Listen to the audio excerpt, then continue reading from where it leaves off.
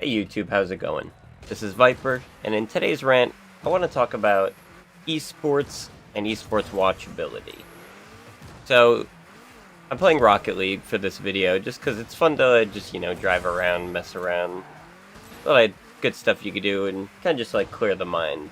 So, I want to talk about esports and watchability. And for that, we really have to start with what I'd consider the first esport is StarCraft. And for a lot of people around my age, which is 28, that would be StarCraft 2. Or really, that's when esports started being watched. If you really think about esports further back, fighting games is really the start, because fighting games were something very early on in gaming, and it's fighting, so you have to fight against someone else. And I don't know the exact history, but I know Street Fighter has an immensely long history of competitions, the earliest games being insanely old. But I feel like esports as like a market really took off with StarCraft 2. And so what is it about StarCraft 2 that made it such a good esport? Well, one, the game was good. The game was just very well balanced.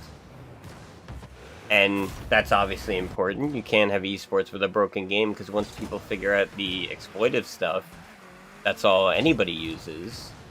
And so it just becomes this boring show of who's gonna get the exploit off faster. So there was a lot of diversity in that game.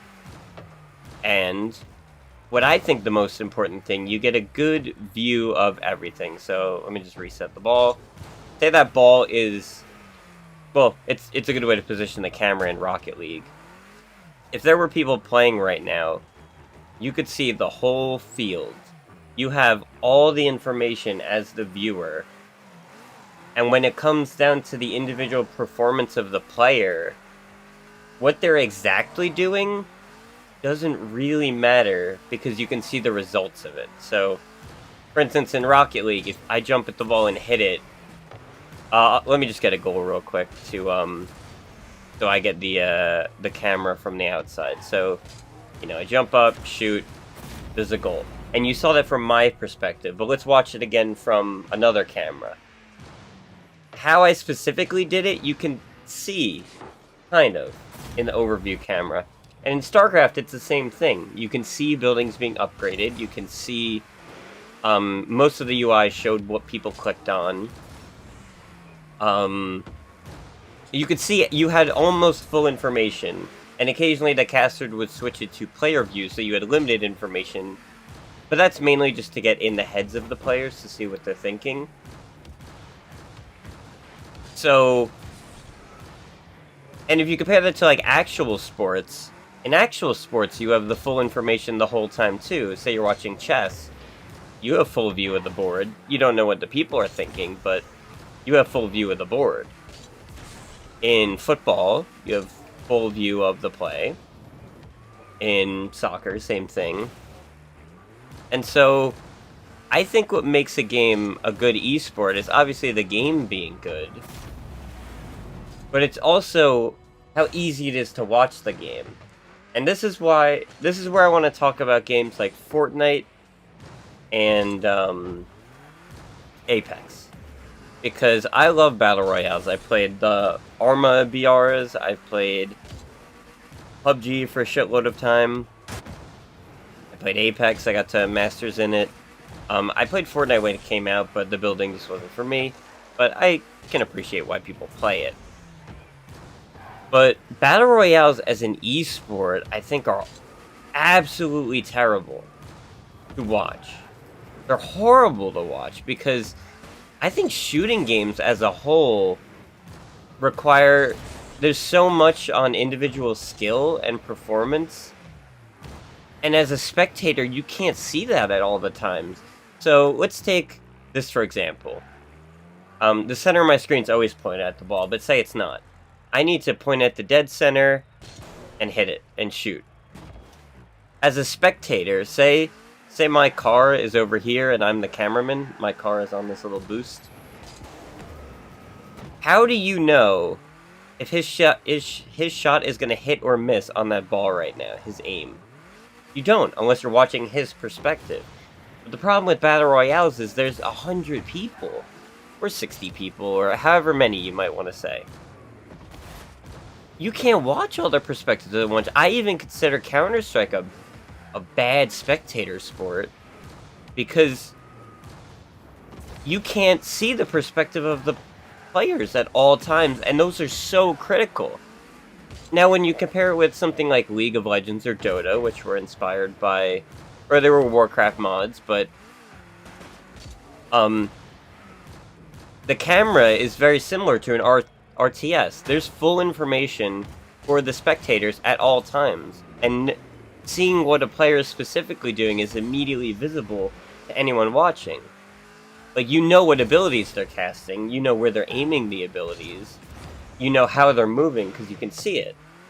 But when it comes to a game like Counter-Strike, with all the walls, line of sight importance, aim, all that stuff, Overwatch to the same extent too. It's horrible to watch. It is really bad. And the only reason these games, like, I feel have a viewership is because the money put into the competition by the developers. And just the player base as a whole that wants to watch it. Games like that will never achieve mainstream viewership. But then you take a game like this, like Rocket League, and I think it could. I think people, like your average person that watches soccer or football, could watch Rocket League esports and enjoy it because they can see everything that's happened. Let me go to a replay and show you what I'm talking about here. I think they're in profile. Yeah, I don't know. I don't know what's going on in any of these. I'll just pick the first one. And so the game has a built-in director camera, but let's fly ourselves and let's take a look. Like, you could see, oh, there's me going for the ball. He was waiting for my touch. Oh, I got it over him. And then we could just go back and instant replay that. Let's see it from my point of view.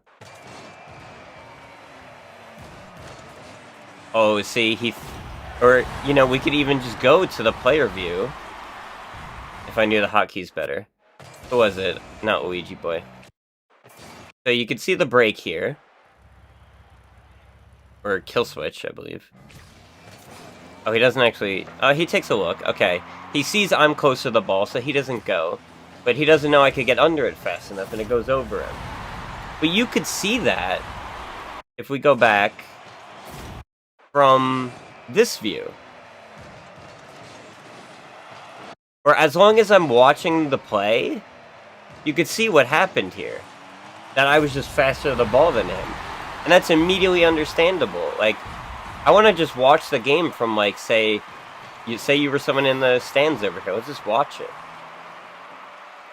I know it's a bit hard, because the ball is small. But let's see.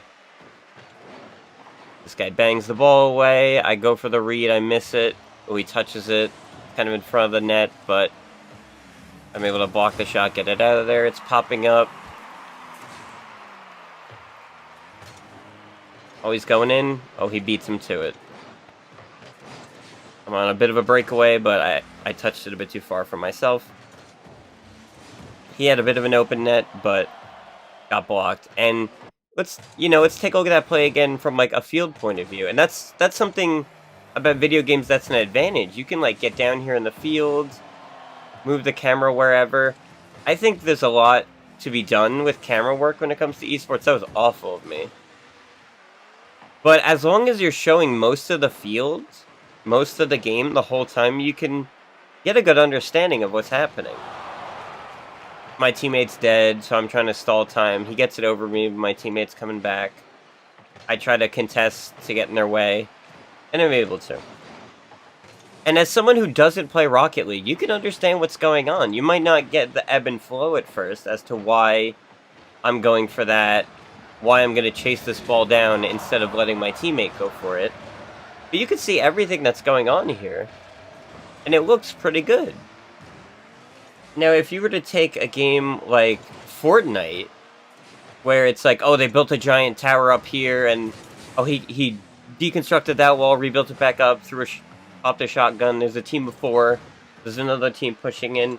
On a macro level, it kind of makes sense, but you'll never understand why a play went wrong, or what went wrong with, like, say in Apex, a guy jumps on a guy from behind, shotguns him, and he doesn't die. Oh, he just missed. Well, we can't really tell how hard it was for him to hit or miss it. But in a game like this, you could tell, this guy had all day. He was a little bit faster than my teammate, but once you play enough of the game, you know where the ball's gonna bounce. Oh, right after he sees the bounce, he jumps up, and it's in. And you can just tell what's going on. And this game works from pretty much any player perspective, too. Like, I'm watching his perspective, but I can see the whole game. He didn't expect me to get beat there, so I think they score here. Oh, no. Oh, yeah. I couldn't get up in time for that. But even from his perspective, we can see both of the enemies, himself, and if you know a little bit about the game, you could guess where I am. I'm back to his right.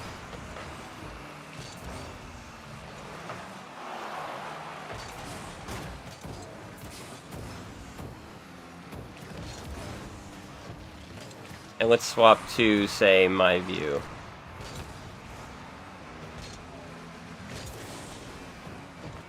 So I think Rocket League is probably one of the best esports when it comes to watchability of an esport. Anybody can watch this and see what's going on. You might not know how hard the things we're doing are, or how easy they are, but you can understand, oh, Luigi's waiting for the ball, he hits it past him, he's going to try to hit in front of the net, but his teammate didn't go for it because he knew I'd beat him to the ball. And same thing there, he knew I'd beat him to the ball. That was just a horrible misplay by me. But you could tell that. You could tell where I misplayed here. So, let's watch. He whiffs it, and then I go. I didn't expect him to just hit the ball straight at our net, which I could have blocked. And he just hit it in. So you can see what went wrong immediately. And there's a lot of controls built into the game to give you good watchability, so... You know, it's pan around. He's probably going to hit off the wall here. Oh, no, he brings it through the middle. I cut him off. It's going to bounce up. He's going for it. I cut him off. Almost a goal. I cut him off again. Bounces up and out. He's going back. You can see the whole game. And you can understand what's going on. You don't have to know, oh, what gun is he using? Is he on a good angle there? Will that grenade hit? You know, what team is here, what team's there, this team, that team, this team, that team. You could just watch them play with the ball. And you can immediately just understand it. And I think that's something that really needs to be considered for developers when they want to think of their game when it comes to esports. So, after StarCraft 2, Dota and League of Legends are by far the biggest esports. And for good reason. They're watchable. Even if you don't... They're watchable to a point, I'll say. Because with StarCraft, it's just units attacking each other. They all the units do one thing. They attack each other. Watch this again. Bad touch by him. I come in here, and I put it behind the guy. He thought I was going down the middle, I put it to the side of him. They all have one ability. Marines attack. Zealots slash. Void Rays zap with a beam. It's very easy. In League of Legends, every character has 3, sometimes even 6 abilities. And there's 5 of them. So when you're watching that, same with Dota, you don't know what characters are doing. And you don't know, like... If you don't know everything about the game, you don't know why what you're watching is happening. But in this, you know why what you're watching is happening. Well, he hit the ball with the top of his car. He hit it with the top of his car, so it stayed on him. It hit the corner, bounced out. But it's still visually simple. At least those games for the most part to watch, right? Like it's an overview of an isometric character. Isometric characters, you're looking down, cool. Battlerite is a game I think that could have also been a very competitive, very esport game if it had the funding for it, but it was just a small team and they put a lot of their money into advertising. But that's a game where it's like a League of Legends, but there's only 3 characters per team, I think at a maximum. And they all have very straightforward abilities, and the whole game is just them fighting. There's no macro element to anything. It's just them fighting. And if you watch it enough, it doesn't even take a long time to watch. If you just watch it and learn, you'll learn what the characters do very quickly. And I'd consider Battlerite a very watchable esport. But the game had other problems. It was a purely skill-based game. A purely skill-based team game with 0 random elements. There was no random chance period. There were no comeback mechanics, really. There was just skill. And that's what killed the game. People don't like losing in a pure skill-based game. So that's what I think killed that game. But also, they never really, I feel like, tried for esports. I could be wrong. I want to look it up. But there was definitely potential there. That I think they could have had Battlerite tournaments and done very well with them. Hey, let's look at this as an esport. What's going on? Scores 2-2 in the teams, the best of 5. This is where they are. It's taking up a lot of the screen. These are the scores. Who's winning? Where do I look for who's winning?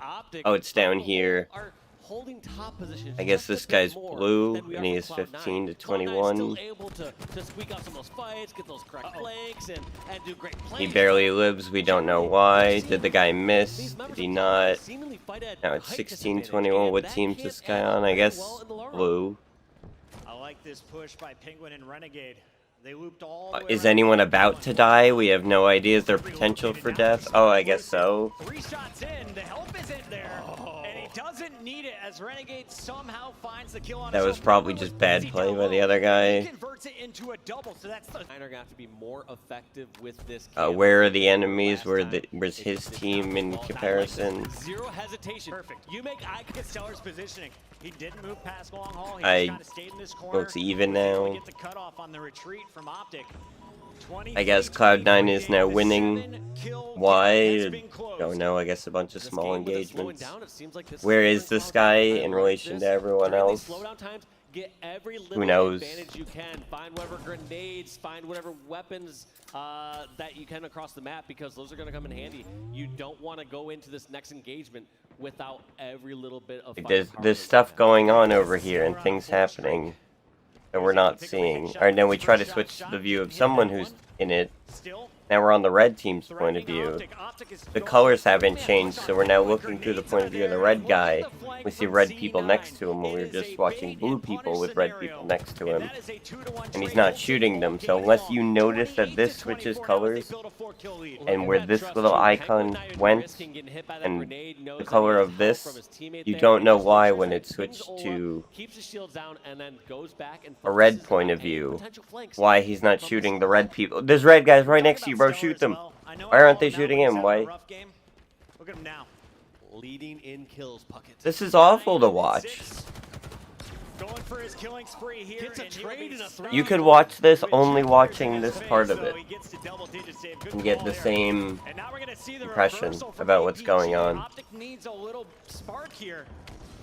And that might be it from APG. Look at how this high level. I don't know, why is this guy shooting blue people now? And immediately that's reacted by another teammate. It's just kill after kill And after kill. switch dead instantly, you see and this we're straight back on a up guy over who's and just over again. looking But at the big swings happen things. is when they're able to acquire that killer This gene. is That's bad. how that player stays alive. That was This is the really issue bad in to that watch. first interaction, and that's where it really snowballed. So, yeah, what do you think about everything I've said? Do you disagree with me? Do you think, say, Counter-Strike or Apex is actually very watchable, and not, maybe I'm just misrepresenting it? Because using my own terms, a Counter-Strike, any normal person who has no experience with games could look at it as, oh, these are just a bunch of army guys, and they're gonna shoot each other. Oh, this guy came up behind this guy. You know, he's got the chance to shoot him before whatever, or there's smoke grenades, or they watch it. You know, the average person, I think, watches enough movies, war shows, has enough knowledge about history to get the basics. But is it good to watch? Is it fun to watch Counter-Strike if you know literally nothing about it? And how hard is it to learn? Pretty easy to learn, I think. But I still think the fact that you need the player point of view to understand so much about the game, that it could never be a big thing outside of people that already game. Like, it's not an esport that would get people into esports, if that makes sense. It's an esport for people that already play shooting games. You know? Whereas Rocket League or a fighting... Nah, I don't think fighting games, actually. Any sports game... Yeah, I think all sports games are probably the best because they're based on sports that have full information already. I'm trying to think of what else could make a good good esports game that hasn't been done already. It has to be something where there's not a lot of people, but if there are a lot of players, individual skill should be observable. So, like, I'd consider Tribes Ascend, maybe. No, the problem with Tribes Ascend as an esport is it's too fast. And what I mean by that is, say the replay I was watching, when I was far from the ball, the players got really small, or hard to see. And that becomes a problem, because it's like, oh, you have to understand what's going on for that little speck over there, that little ball over there, and say, we have to know what this guy's aiming at over here. Oh, he's shooting that way. And you have another guy over here shooting that way. It's a game that's a lot more fun, or it's something that's a lot easier to watch if you already know it. And if you don't know it, it is absolutely not. So, I don't know. What other games are there that you think could be esports that aren't now? I mean, I love watching fighting game tournaments, and I think fighting games are awesome from an esports perspective.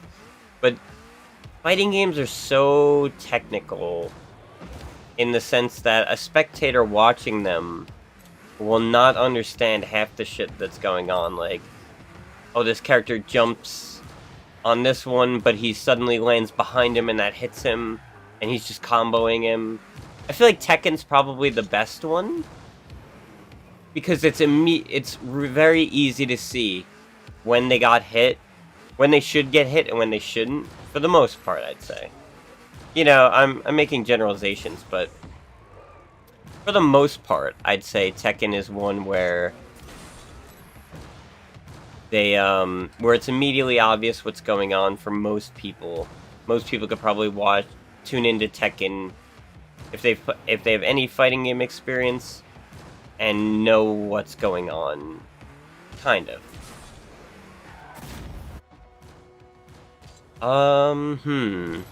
Probably should have thought of something for making the video, but yeah, what do you think? What games could be esports? Am I completely wrong on my take that that these games are bad esports to watch, because I stand by that they are. And if you want to consider other games that have like competitive settings, like New World or World of Warcraft, I think those are shitty watching experiences. Period. Not even in an esports capacity. I mean, just watching the game is a bad experience.